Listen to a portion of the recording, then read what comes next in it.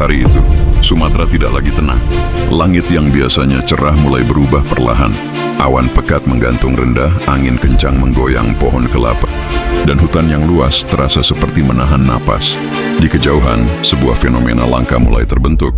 Siklon tropis Senyar, sebuah sistem badai yang muncul tidak jauh dari perairan Indonesia, mengumpulkan uap air dalam jumlah masif dan melemparkannya kembali ke daratan.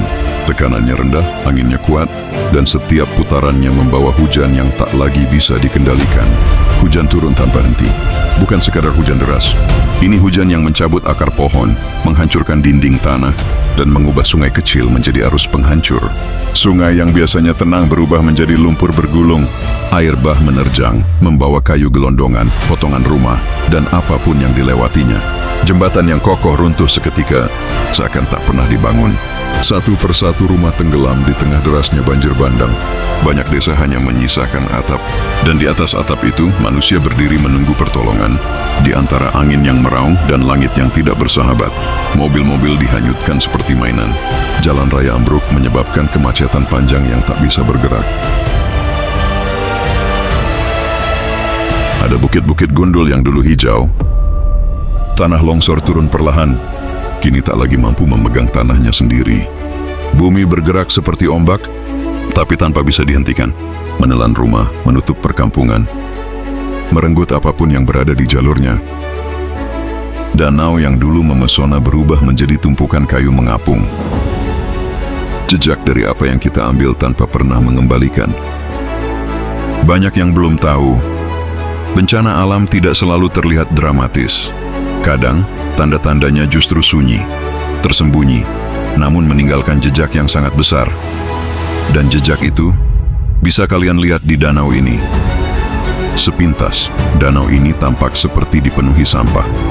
Tapi bukan. Yang kalian lihat adalah ribuan batang kayu yang mengapung rapat, seolah menutupi seluruh permukaannya.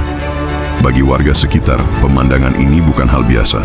Karena setiap kali fenomena ini terjadi, tandanya ada sesuatu yang jauh lebih besar terjadi di hulu. Untuk memahami apa yang terjadi, kita harus melihat ke atas, ke wilayah pegunungan tempat aliran sungai ini bermula.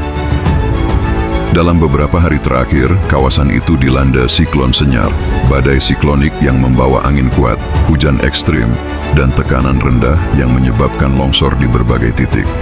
Meski tidak sebesar siklon laut dalam, kekuatan Senyar cukup untuk mengguncang struktur hutan alami. Hujan ekstrem dari siklon Senyar membuat tanah jenuh air. Akarnya tidak lagi kuat mencengkeram. Lalu angin kencang menyapu lereng. Dalam hitungan menit, pohon-pohon yang sudah puluhan tahun berdiri roboh bersama tanah yang longsor. Dari sinilah perjalanan kayu itu dimulai. Arus sungai dari gunung membawa semuanya turun. Tanah, bongkahan batu, dan potongan kayu dari hutan yang tumbang. Jaraknya puluhan kilometer, namun kecepatan arus membuat kayu-kayu ini menumpuk di titik tertentu, biasanya di danau atau bendungan alami. Tapi tunggu dulu, lihat kayu yang memenuhi danau ini. Terlihat sangat tidak biasa. Kalau diperhatikan, potongan kayunya seragam, ujungnya bersih seperti baru saja dibabat. Ini bukan kayu yang hanyut secara alami, melainkan kayu yang tercabut dari akarnya di lereng gunung sana, tersapu sekaligus oleh kekuatan siklon Senyar. Aliran deras dari hulu membawa semuanya turun, berkumpul di sini, membentuk hamparan kayu yang padat. Dari kejauhan, tumpukan ini tampak seperti pulau terapung. Tapi bagi ahli mitigasi, ini adalah petunjuk penting, sebuah bukti bahwa di hulu, longsor besar baru saja terjadi. Fenomena seperti ini juga berbahaya. Ketika kayu-kayu menghalangi aliran sungai, tekanan air bisa meningkat dan membentuk bendungan sementara. Jika bendungan alami ini jebol, air bah dapat meluncur ke hilir tanpa peringatan. Inilah sebabnya tim pemantau bencana sering menjadikan tumpukan kayu seperti ini sebagai indikator adanya ancaman lanjutan. Warga yang tinggal di sepanjang sungai kini diminta waspada. Bukan hanya karena siklon Senyar yang baru saja berlalu, tapi karena efek susulannya bisa muncul beberapa hari kemudian. Air bah, banjir bandang, hingga rusaknya jembatan adalah kemungkinan nyata. Di balik semua itu, fenomena ini juga mengingatkan kita pada rentannya hutan kita. Ketika badai datang, hutan yang sehat mampu menahan sebagian besar dampaknya. Namun semakin banyak hutan yang ditebang, semakin mudah tanah bergerak, dan semakin besar risiko longsor massal seperti ini. Danau ini bukan sekadar tempat wisata yang berubah warna.